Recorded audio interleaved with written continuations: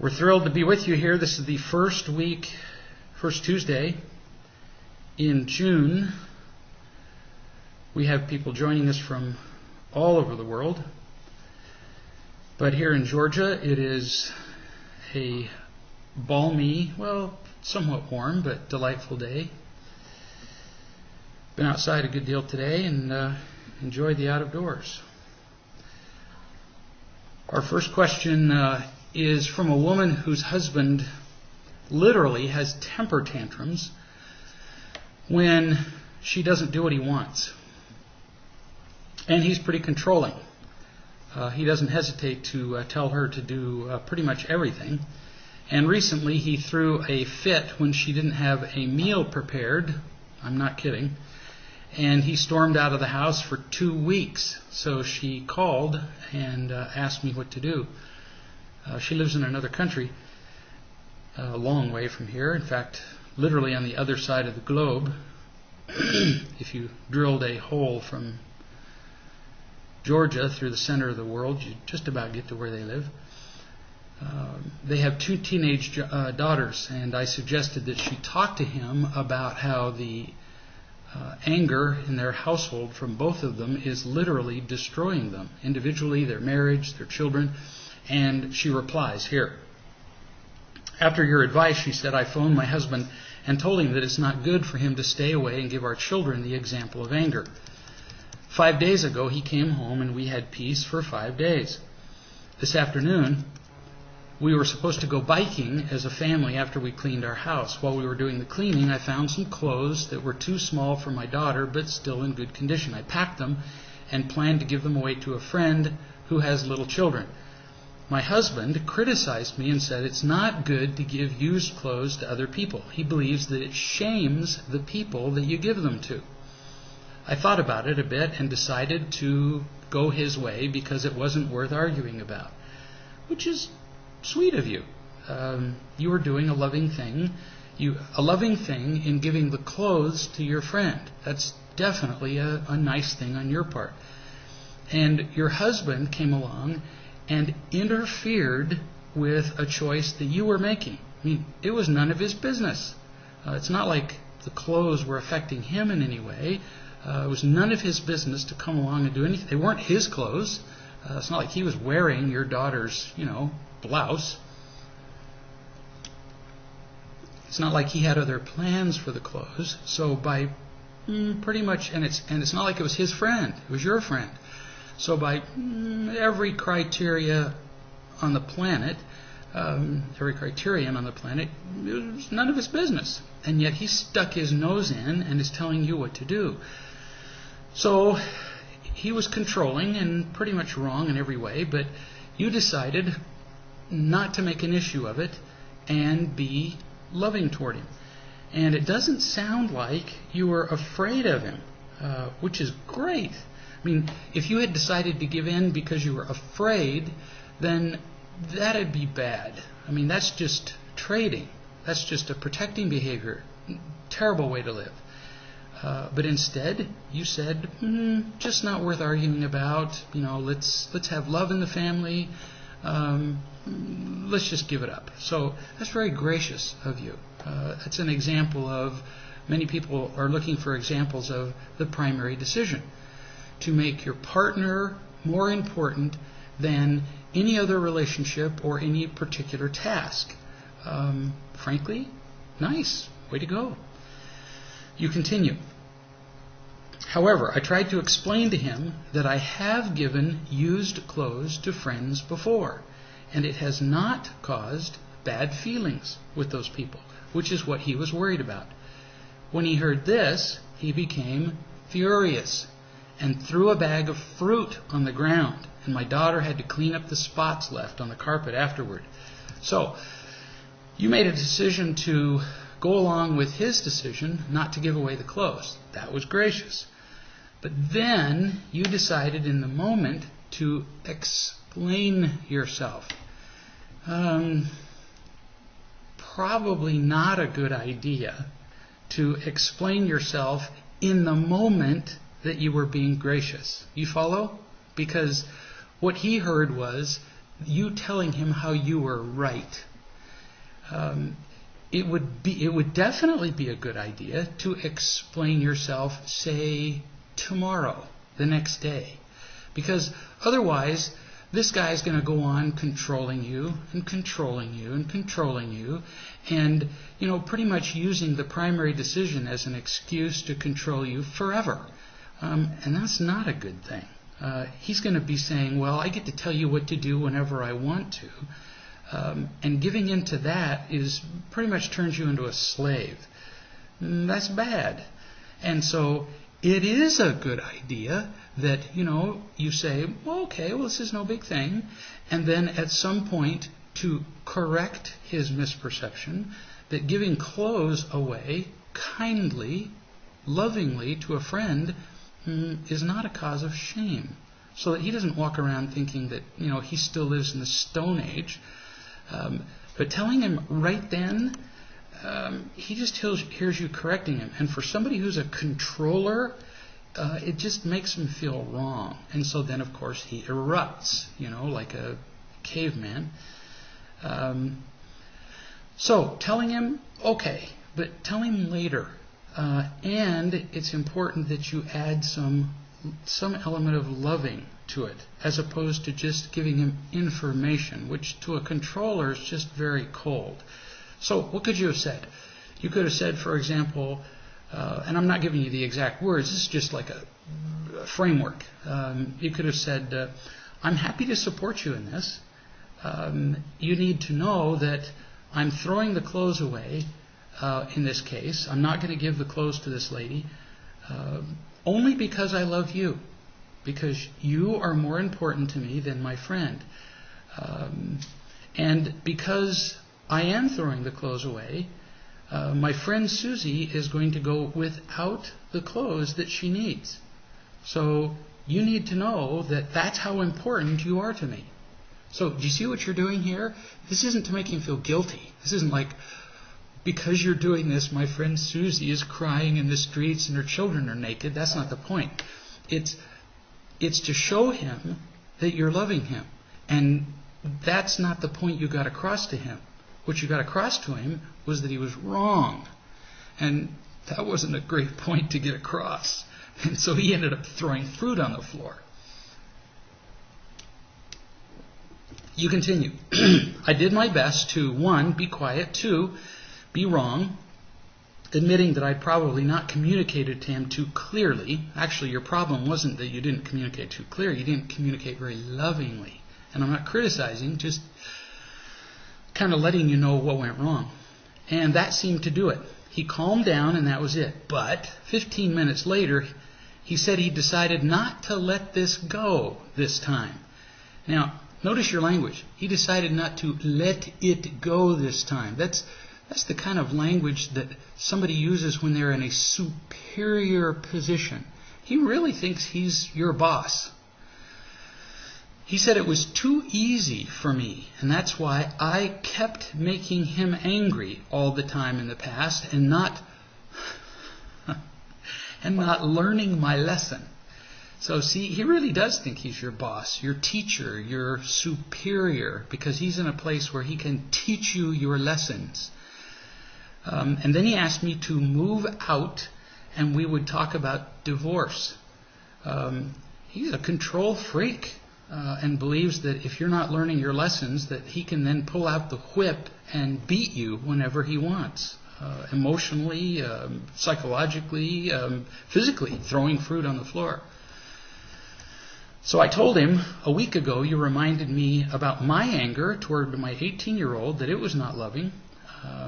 And I asked him, do you realize that you're doing the same thing to me?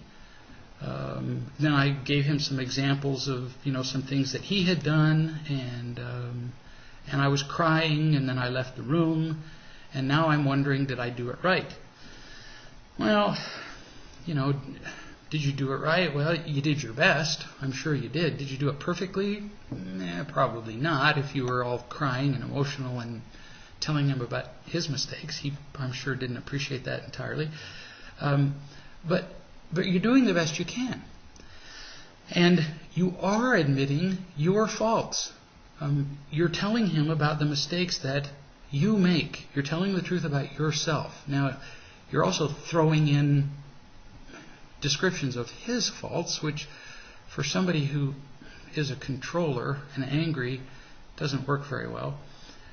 So what can you do?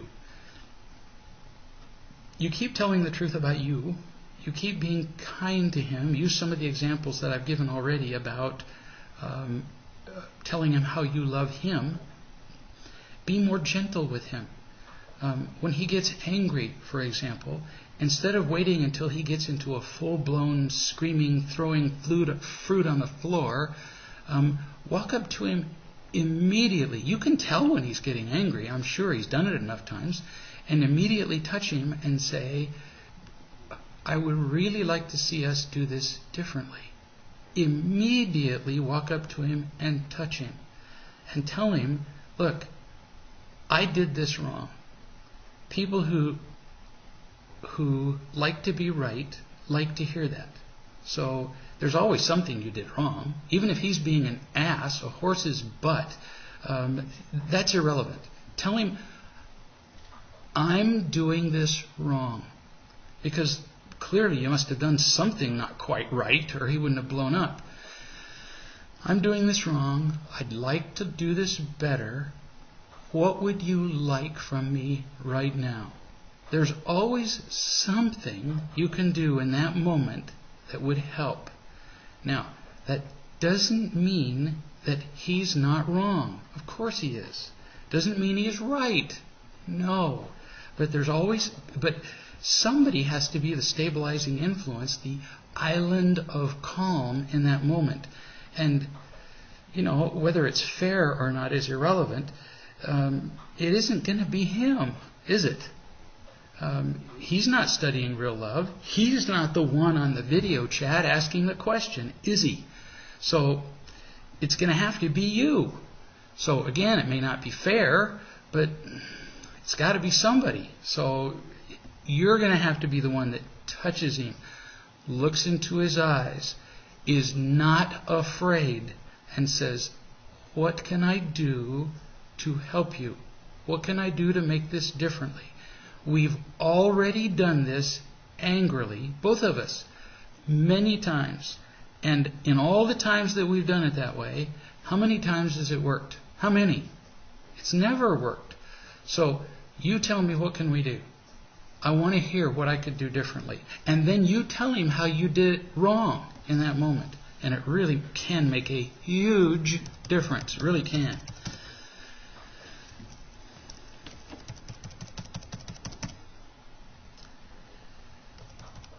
You continued. I'm also thinking his suggestion of getting a divorce. I'm still feeling somewhat upset, so I tend not to talk about it now. Instead, I focus on getting loved and telling the truth about myself later to wise women. Do you have other suggestions?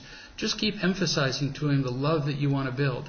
And tell him that's all you want to do, is you want to infuse more love into your relationship, and that in every single interaction the two of you have, that's your focus. That's what you want to do. And then bring that up every time a conflict comes up. Tell him, rather than do anything that would increase the conflict in your relationship, you want to do whatever it takes to be more loving. Just focus on that. And then if he won't, you can. Here's another viewer who says, these thoughts just occurred to me as I'm sitting here at my desk at work. It's about my fiancé. The only real issue that we seem to have with each other now is the guy friends issue. If you only have one issue, you're fortunate. But I doubt that. I've never known a couple that has just one issue, but let's see. It all started when she had a guy friend last year, and they started calling each other Bambina, which is Italian for babe. Before I found out about it, I really didn't mind that she had guy friends, but once that happened, I didn't like her having guy friends. Whenever we talk about it, it always ends up with a big fight. She throws things at me, she screams at me, and it really gets ugly. So, this is really important. The guy issue may be a problem, but it's not just one issue. The fighting itself is a bigger problem. The inability for the two of you to sit down and talk about the guy issue is a way bigger problem than the guy issue itself. Hear that clearly. And you've really got to address that in a serious way. If there's anything that the two of you are screaming at each other about, the inability for the two of you to sit down and talk about it is critical. And if the two of you are even, well, like you said, she's your fiancée, if you're even contemplating a marriage date until you've worked out this inability to talk to each other, I'd move the marriage date. No kidding. I'd move it many days hence. Because otherwise what happens is, if you're having fights now, then when people get married, they develop a sense of expectation of their partner and, well, frankly, ownership, such that then if you think you're having fights now, wait till the civil wars that develop post-marriage. Because then, man, you think that your partner owes you stuff. And it just, the fights grow exponentially. So listen carefully. Most recently, you said, she had another guy friend. Again, no big deal. But they were texting each other every single day, and then on top of that, they'd be calling each other at least once a week. I just think that's too much communication with a member of the opposite sex that's not family. I don't even talk to my own family that much. Okay, we're going to get to the communication in a minute, but you can't compare how much you talk to your family with how much she talks to anybody else, because you're different people. And so if you tend to communicate infrequently with your family, that may be for different reasons than the reasons for which she communicates or doesn't communicate with hers. So you can't compare. Not fair. And you can't use that in a discussion with her, which I'm just guessing you probably have. I'm guessing you probably loaded that in your gun like a bullet and shot her with it. So you can't do that. The good thing is, you continue, is that she never hides that stuff from me. She's always honest about who she talks to and what they talk about. But it just seems to be too much. So, excellent that she's telling you what she does. That's like outstanding. Because if what she were doing were wrong, one of the first things she would do is hide it from you. That's like a hallmark, almost a guarantee. When somebody's doing something wrong, they sneak. So I would ask a few questions. First, she's telling you about it. That's a good sign.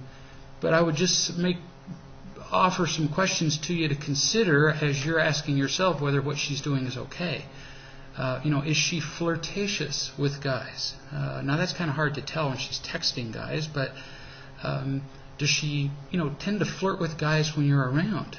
And you can tell whether she's flirting. I mean, does she treat guys differently than she would treat like a brother or a dad or just a mailman?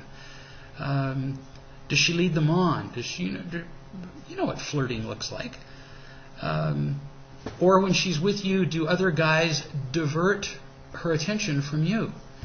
Now, I sent you an additional email, which the listeners don't know about, and you said that she doesn't do that much, which again is a good sign.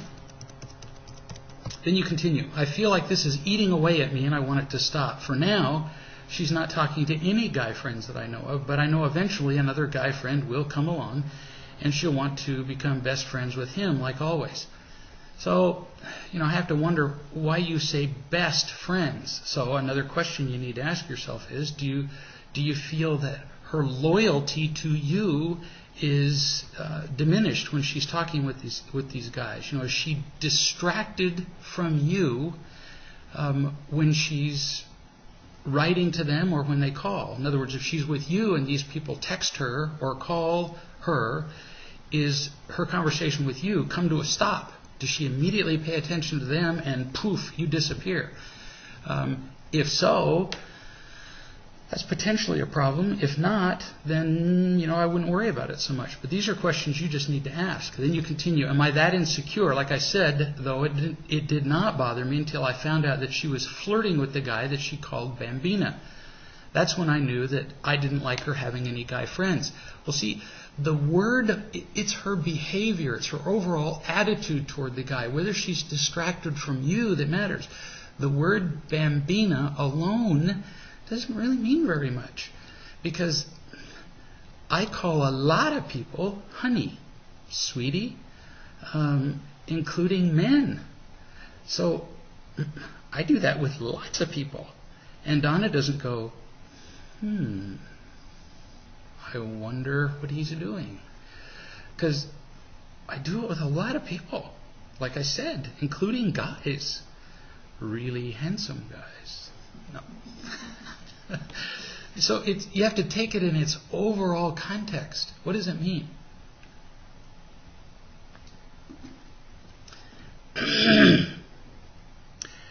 I have very few female friends. And see, you can't compare you to her. Just because you don't have friends who are women doesn't mean she couldn't have innocent friends who are guys. You can't do the comparison thing. The closest female friend that I have, I only talk to maybe 4 or 5 times a year. You can't load that in your gun and shoot her with it. And that's through Facebook, not texts or phones. And see, that's a reflection of your association possibly with human beings. May have nothing to do at all with your fiancé's association with men. Then you continue. Just writing this email helps me a lot. I'm afraid that I'm somehow missing the deeper issue here that you address in your books, that I may be completely empty of real love and don't have any real love to give to her, that I can either live with it and like it, live with it and not like it, or leave it. It seems simple, but in reality what's happening is that I insist on changing her and she insists on changing me. This is something I wish I could learn to live with and like it. Another reason I don't like all these guy friends is because once I deploy in the military for 7 months, I'm not going to be there with her. And I'm afraid that she'll fill that void with another guy. So, some things that you need to, that you would benefit from understanding. You can't control your partner. The instant you go to control your partner and tell her what she has to do, as in give up guy friends, it's a disaster. But you're not married to her yet. So it is wise on your part to carefully, not carefully like a spy or a cop or a judge, but just wisely observe her. If she's flirting with guys, if she's distracted by them from you, that would be awful. It would be terrible for you to be wondering whether she's loyal to you. It would be intolerable. If she's not distracted and she's not flirting and simply having casual conversations with guys, then, maybe that's just nothing for you to worry about. And you simply need to feel more secure in feeling loved to the point where you can allow that. And you need to do some work and get more unconditional love from other people, especially men. And how to do that is detailed in great detail in the books and on the website and so on. Now, if I were talking, that's my suggestions to you. I would speak quite differently if I were talking to her. But it's also good that you listen in on this. And obviously, I would suggest that you actually have her hear this. She's been listening, because I would have her listen to the whole thing that I'm saying. And that is that if she's going to be your partner, part of being a partner is to make the primary decision, which means if the two of you are going to be married, you're going to be partners. You're going to be half of a team. You're going to become one. And boy, if you're not planning on becoming one, don't bother to get married. Two people becoming married aren't two separate individuals anymore. People have a hard time understanding that. This isn't like going steady in high school. We're going to exchange rings, and then if we don't feel like it, well, then we'll give them back, and we'll go find somebody else. This is different. This is a partnership, the depth of which most people just don't get. You're going to become one unit. It's a serious commitment. And what does it mean?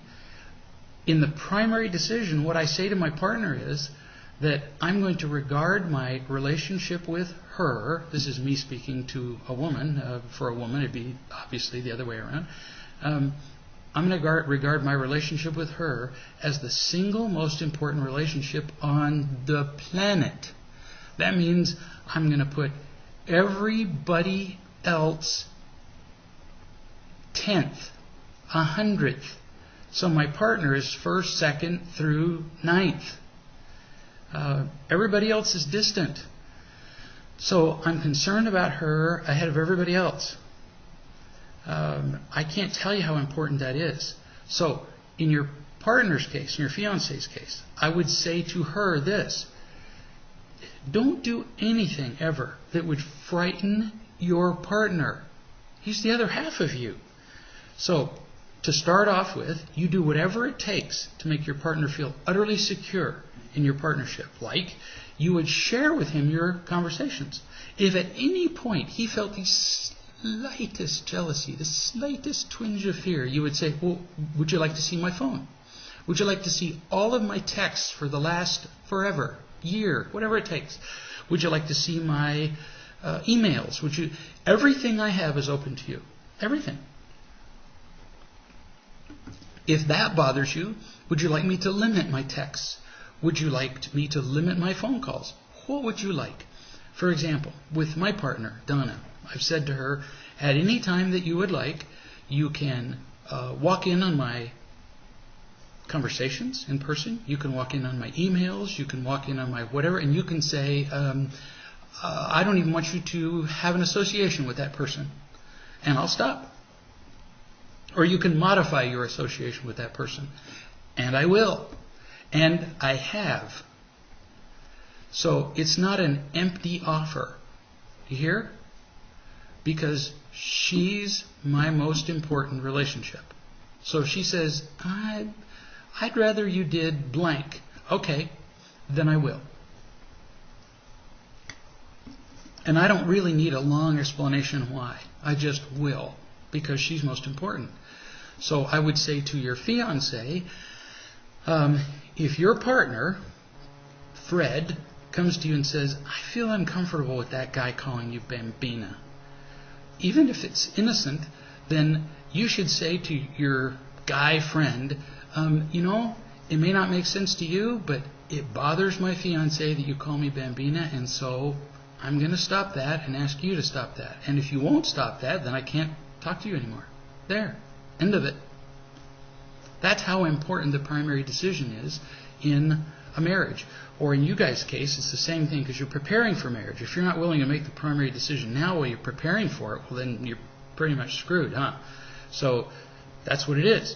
That doesn't mean your partner's controlling you. It's something you offer. I don't go to my partner, I don't go to Donna and say, hey, you made the primary decision, so you have to do what I want. Do you hear this? No, what I say to her is, I'm making the primary decision, so I'm volunteering not to do anything that's going to frighten you. See what I'm saying? It's something you volunteer. It's not something your partner holds over your head. So I'm just suggesting that it will bring the two of you way closer together. And you don't use it to control, you don't use it to be controlled either. It's something that you do to never frighten your partner, that would never drive the two of you apart. If your partner, for example, says, I don't like it that you wear blue socks, then, if Donna said, I don't like it that you wear blue socks, I would go, noted. And probably I'd wear blue socks anyway. I'd say, guess you're going to have to get used to blue. Huh? Or don't look down. You can't allow your partner's wishes to control every aspect of your life. Now, what if Donna had a genuine phobia for blue? I mean, really. Because people have phobias about whacked things. And I wore blue socks. Then I'd quit wearing them. Really, I would. But you can't allow, one partner can't control another based on the primary decision. Clear? And then again, I would say to both of you to not even think about getting married until you work this out. Because learning to work stuff out like this is big. Last week we talked about a parent speaking to an errant child. And I talked about the importance of not being angry when we're teaching a kid or administering consequences. And then somebody at the end of the chat, before we had time to deal with it, said this: what you're saying to this parent about talking to the child as calm as a summer breeze, which I think I kind of remember saying, was not possible for me to comprehend. Then I got to witness it at 12 sessions with a counselor. This was prior to Real Love, yet I would have found this advice of yours impossible, just as I found it impossible when I read such things back then.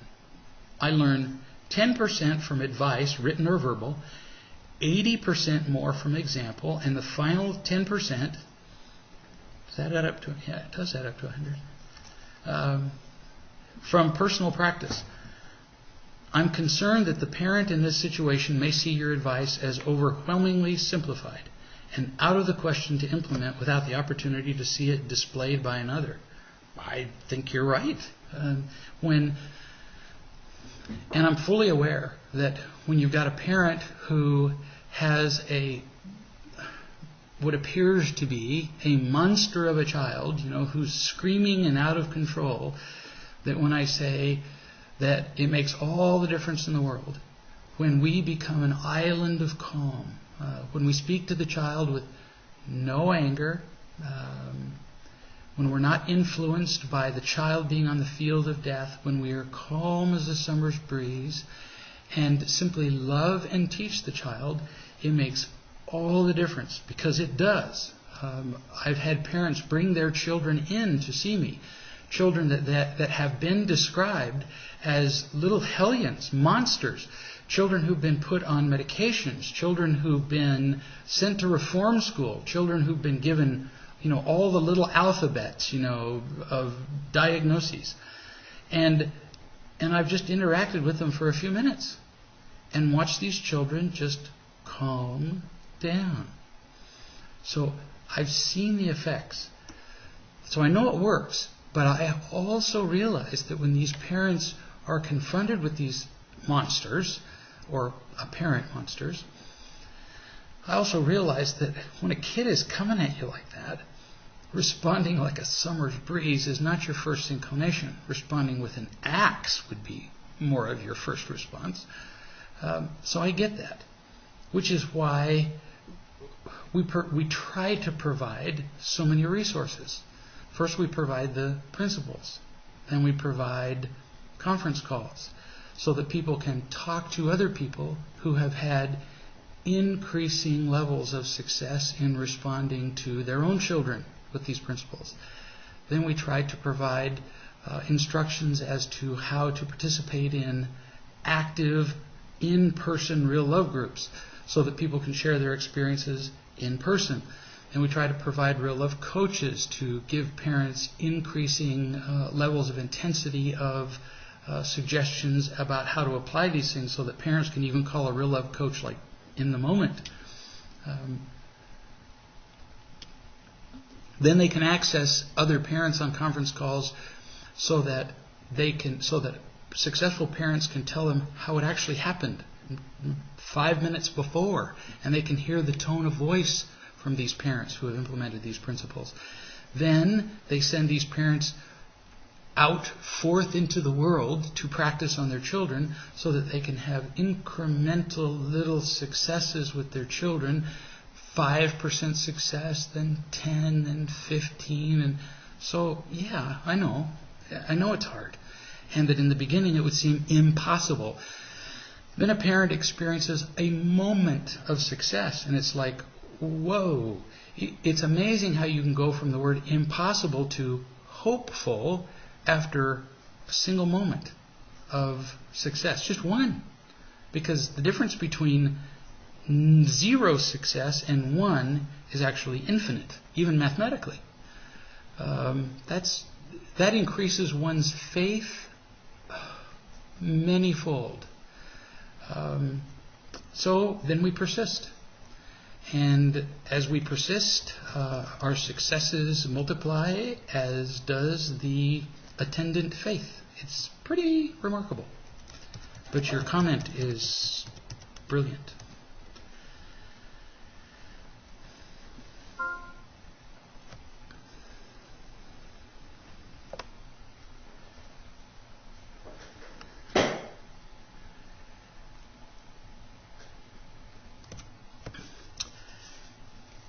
Here's a reader who says, I have emailed you a couple of times before. I was the victim that had her husband tell her on her birthday that he was no longer in love with her. Always a favorite time to be told this. And 2 months later tell her that he wanted a divorce because he never wanted to be married in the first place. And that he was pressured into it, which he was, because I did pressure him into it. We had been married at this point for 8 months. And had been together for 6.5 years. This was the woman who, weeks ago, explained to us that they'd been together for 6.5 years, and she just pressured him and twisted his arm, and then finally he agreed to be married. Well, if a guy hasn't married you for 6.5 years and you have to make him marry you, what's he been telling you for 6.5 years? I don't want to marry you.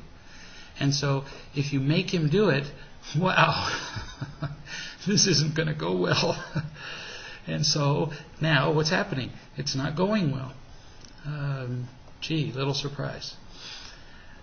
Anyway, I'm writing because I've been reading Real Love and Marriage and applying things that I'm learning in my marriage. I've noticed changes in myself and in my marriage, but I'm curious of one thing. I'll bet probably more than one thing, but I'd mentioned to you in my first letter his lack of sexual desire, like none, which has not improved at all. You stated that I should ask him at some point if he had an addiction to porn or something along those lines. So I asked him, and he said no. He rarely gets on the computer, and he doesn't, go out, and he doesn't, a lot of reasons, but no, doesn't. No sex drive, nothing. He suffered with depression for a long time, and so have his parents, but doesn't seem to be depressed except for this one area. And our relationship isn't based solely on sex, but, a little now and then would be a nice thing. He's always been the kind of man to where he'll do what others want, regardless of how he genuinely feels. So, apparently he's a bit of a people pleaser. After he told me he wanted a divorce, I got serious with real love, nothing like the threat of divorce, to motivate you. I told him what I was learning with the Real Love books and told him I didn't expect him to change, just that I hoped he'd be patient with me as I was learning how to love him. Gee, I think I've heard that phrase before. Nice work, sweetie. I'm concerned that he just really isn't attracted to me, even though he does kind things for me. But we just have very little physical intimacy. So his current way of being kind has been that he spends money on me occasionally.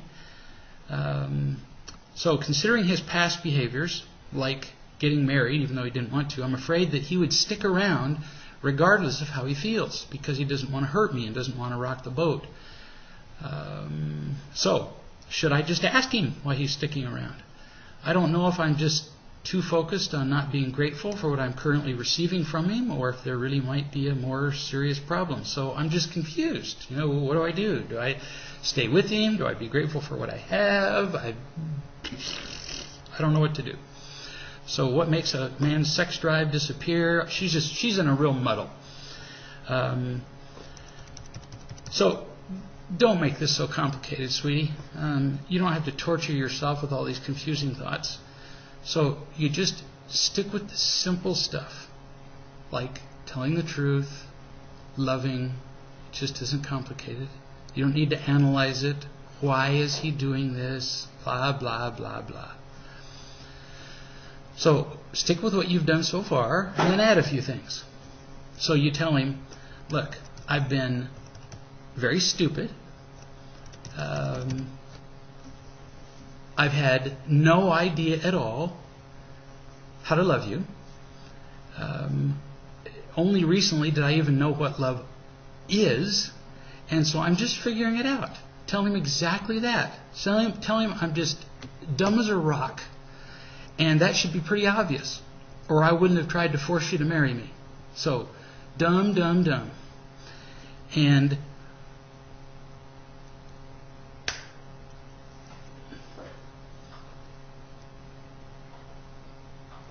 then tell him about your mistakes. Tell him about the specific mistakes that you've made in your marriage. And tell him about them repeatedly. I mean, read to him from the book. Read to him from the marriage book. And say, so here's an example in the marriage book of Susie, who was stupid with her husband. Sit down with him and say, would you be willing to sit down while I read to you a little bit out of a book that I'm learning from? Almost certainly he'll let you. Like you say, he's a people pleaser. So in this particular case, use that for 15 minutes a day. That's not going to kill him. Because then what you're going to do is going to be very helpful. And then I'll tell you what you can do with that in a second. That would be actually very honest, and you'll find out whether he's doing it for the right reason. So hang on to that thought. So you read from the book, and you say, so here's an example of Susie, who was lying or acting like a victim or angry or whatever in the marriage book. You'll find lots of examples. And you say, I have done that with you. And then you give him examples of where you have done that. Very specific examples, like yesterday or the day before or the week before or whenever. And you say that's been hurtful, it's made you feel alone, blah, blah, blah. The book will give you many examples of telling the truth. Then you tell him the truth. And then you say, how has that felt when I have done that to you? And see where that goes. See what it does. See if he will tell you how it has felt for him when you have done those things. And after you've been doing that with him, after you've been reading the book to him and describing the truth about you and your relationship with him for, a week or two, then ask him straight out. Don't wonder. Then say, for the last couple of weeks or 3 or whatever it is, come on, you've been together now for 7 years. It's not going to kill you for 2 or 3 weeks to try truth-telling. Then say, so for the last few weeks, we've been reading the book. I've been telling you the truth about myself. I've been learning a little bit about loving. How has this been for you, that we've been taking these 15 minutes a day? Is this something that you want to continue doing? Ask him. So maybe taking the 15 minutes a day has been something that you've been using his tendency to people please to get, but then you ask him, is this something you would like to keep doing? So now you're not using him. See what he says. And then we go from there, don't we? We see what happens. You have little to lose and a great deal to gain, don't you? Because each time you have these little times with him and you tell him what you've done and you ask him how he has felt, and then you say, is there anything else you'd like to say about that? I mean, the book will give you many examples of what to say and ask. This is what creates intimacy in your relationship, which brings us to sex. The biggest thing that interferes with sex in a relationship by far is resentment, irritation, anger. When you hate your partner, man, it's really hard to get turned on by them. You know? It really is. So that's the most likely cause. So I would try being emotionally intimate with him for 2 or 3 weeks first, before you even bring up the subject of sex. Try that. Really. Makes a big difference. And I've seen that happen with, hundreds of people that I've talked to, maybe more, where they've been physically cold for a long time, and then they're talking to each other intimately, and I'll be darned, surprise, they become physically intimate. It's kind of a natural result that people become physically intimate when they're emotionally intimate. So try that first. Then if that doesn't happen, then bring up the subject and tell him that, you think that sex might be one way that the two of you could become closer. And ask him, and then read about it yourself. Talk to him about it. Ask him if he'd be willing to participate in an experiment that might increase the intimacy between the two of you. Just ask him if he'd be willing to give it a shot. And you will do most of the effort. You'll do the experiment. Just tell him you just want to see what happens. And then tell him what you're going to do. Experiment with some ways to give him pleasure. Ask him what he'd be interested in. Now, if he has shown no interest, then you got to remember that he may be a bit of a blob about this. He may be like, I don't know. I've seen this before. This is what kids do when you say, so, who did that? I don't know. Do you know any ways we could motivate you to do your homework? I don't know. And so if he's shown no interest, he may very well respond in that way. So you may have to be somewhat in charge of this experiment and may have to say, well then, let me just propose some things. Or let me just try some things. In which case, you may have to do some reading and just try some stuff. And then say, do you enjoy that? Or did you enjoy that? Or, and then you see if you can find some sexual things that he enjoys. But, sweetie, if things aren't going well and he's not interested, you just may have to be the one who provokes interest for him. Both sexually and emotionally. It sounds like the relationship's been in trouble for a very long time, and when one person knows more about real love than the other, then like I was saying to somebody earlier, then that kind of puts you in charge, doesn't it? So if you want things to change, it's going to have to be you. And then at some point, if nothing else works and he still doesn't have an interest, then, you may have to take him to see a doctor, but it rarely comes to that. I've seen it happen where you try everything in terms of real love and everything else, and it turns out that there really is something physically wrong. Every once in a while you run into a guy who, for example, has a testosterone level that's 0 and actually has to have some sort of hormonal therapy. All of this, by the way, for those who are listening, applies equally if you flip it the other way around. Every single word that I've said would apply if you're a man and you have a wife who's sexually disinterested. That'd be uninterested. All the stuff is the same. All the stuff about being angry and becoming emotionally intimate first, and all of that. So it's all the same.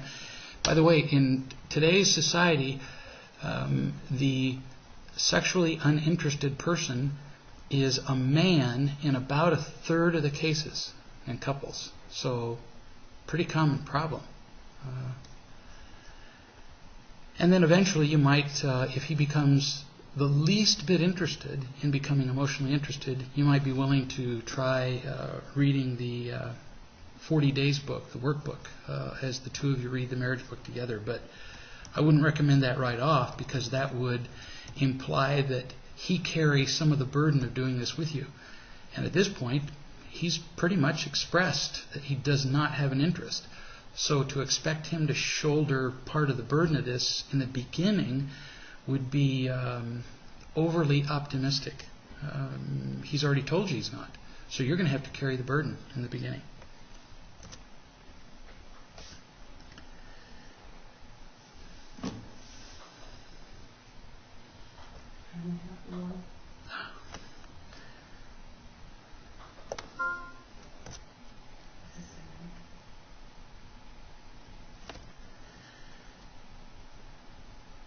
Here's a viewer that says, my husband is aware that I'm learning about real love, and for some reason, almost every time that I go to apologize for behaviors that were unloving, he stops me and tells me not to worry about it, or that everybody has a bad day, and etc., etc. So why does he go out of his way to try and stop me for apologizing for my poor behavior? There are a lot of reasons to do that. If you try to tell him what you're learning, and he just says, "Oh, well, yeah, don't worry about it." One reason that people do that is that if you tell him the truth about what you're doing, then there would be some fear on his part that he's going to have to do the same thing. This is going to turn into some sort of real discussion. We're going to have to go somewhere deep on this. And most people don't want to do that. Most people would rather just sort of blow it off and make it go away. Oh yeah, no problem. Let's just move on past this and let's not have a serious discussion. Most people have never had a serious discussion about emotions or behavior in their entire lives. And so it's much easier just to go, no big deal. I've had innumerable discussions with people who, when we talk about the behavior of their parents, for example, and I say, so describe your parents' behavior. Oh, they were fine. Everything was fine. So how did they treat you when you behaved badly? Oh, everything was fine. I've even had people say to me, well, they beat me and they put me in a closet for 5 days, but they were just having a bad day. Really? We want to excuse the behavior of the people around us because then we don't have to talk about it. So that may be one reason. And so when he does that, you say, it's very nice of you, it's very sweet of you to be willing to just blow this off, but I want to tell you the truth about it. What I was doing was unkind and it was selfish. I was not thinking about you. I was not being loving to you in that moment, which doesn't mean that I don't love you overall, or that I'm not learning how to love you, or that I'm not trying to love you. But what I'm trying to tell you is that I was being selfish. Now, you don't have to listen to this. I'm not telling you that you have to. But it is important for me to tell you. And the reason it's important for me is 2 reasons. And you need to know the reasons. And then you can decide whether you listen. But as I tell you who I really am, it creates an opportunity for me to feel like you really see me. If you only see me as good, then I feel like you don't really quite get me. That you can't really accept me for being flawed. If you accept me for being flawed, weak, selfish, lazy, attacking, angry, if you accept me with all that, I feel twice as accepted by you. And again, I'm not telling you that you have to do that. I'm just telling you what the end result is. So if you're willing to listen to that, it makes a big difference to me. The second is that as I tell you the truth about my mistakes,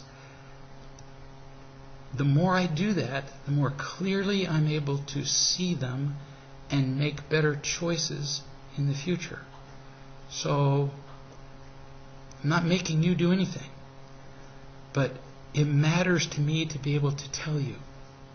So does that help you better understand why I do it, and why, even though it sounds sweet for you to just go, oh, it was a bad day, it doesn't help me as much when you do that.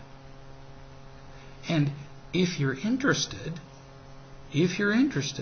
I could give you a response, I could give you an idea of a response that would be more helpful to me. So that gives you an idea of why he would do that and what you could do to help him not do that.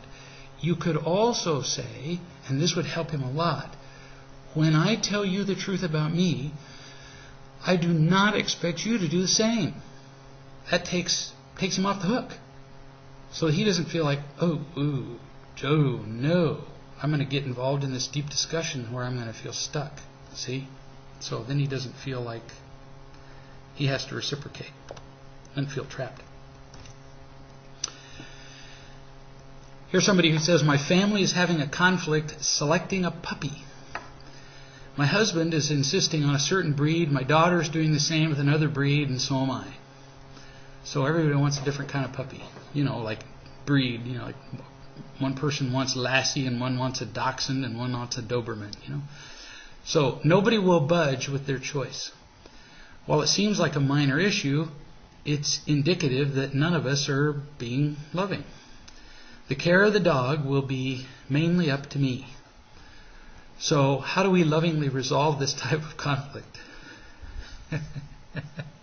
Forgive me. I love the sentence. The care of the dog will be mainly up to me. Because you're already kind of negotiating to be right. I can just hear this in the family discussion. You all, of course, have your position, but I will be mainly taking care of the dog, so I should get to choose the breed.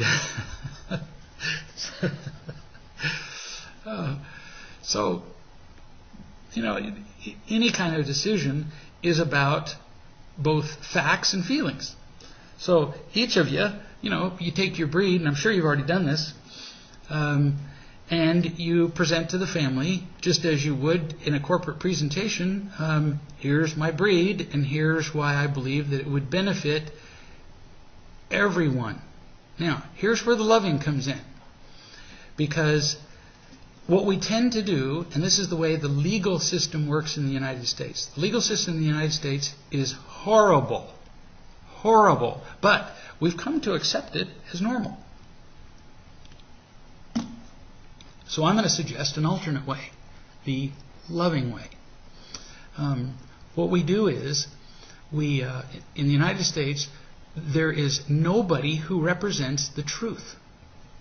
Nobody notices this, of course, but we have the lawyers for the prosecution, we have the lawyers for the defense, and nobody represents the truth. And so the truth is an orphan. And so people lie, cheat, and steal on both sides because there's nobody representing the truth. Not the judge. Nobody. Then the jury's left going, I don't know. So what if in this particular case you did this? What if you took all the facts, or actually do it this way? Why don't, to be loving, you take the three breeds, each person then pick somebody else's breed that they've chosen, and do the research on it, and do the presentation, and present it to the others as their breed, and tell everybody else why that should be the breed that the family gets. See the point? See how loving that would be? To say, here's why I think we should get this breed. See how completely outside of yourself that would make you? So that, let's say that my breed was the Dachshund. That's the breed I want. Ooh, I want a Dachshund so bad I can just hardly stand it. But the breed you want is the Doberman. So I pick out of a hat. You pick the three and just put them in a hat. You pick it out. If you pick the Doberman, if I pick the Dachshund, I have to put it back in. So I pick the Doberman. And so I have to go and do all the research on Dobermans. And I have to really do this like I was an attorney. I research those things. If I need more research, I go ask you, the Doberman person, and I research and I present to the family why I think we should get the Doberman. I mean, really, I have to do this with a full heart because I'm a loving human being. And I sell the Doberman to you all. I want that dog. Then we all go around as a family and we go to whatever kennel or wherever you buy dogs, probably not an aquarium, but to a kennel, and we meet each one of these breeds. And I have to sell you the Doberman. The Doberman person can't speak while we're visiting Dobermans. No speaking. I have to sell the Doberman to you all. And we all go meet those dogs, and we see if that makes a difference. It's just an opportunity for love to be seen in action, as opposed to the usual selfish, adversarial, legal wrangling. which leads to contention. I just recommend it as a shot. So, delightful hour as usual with you all. Just the best time getting to talk with you all. So we're going to come back here and talk again in a week. I can hardly stand it, and I look forward to it. And in the meantime, remember that it's always about real love, and if you do, you will have such a good time. See you then.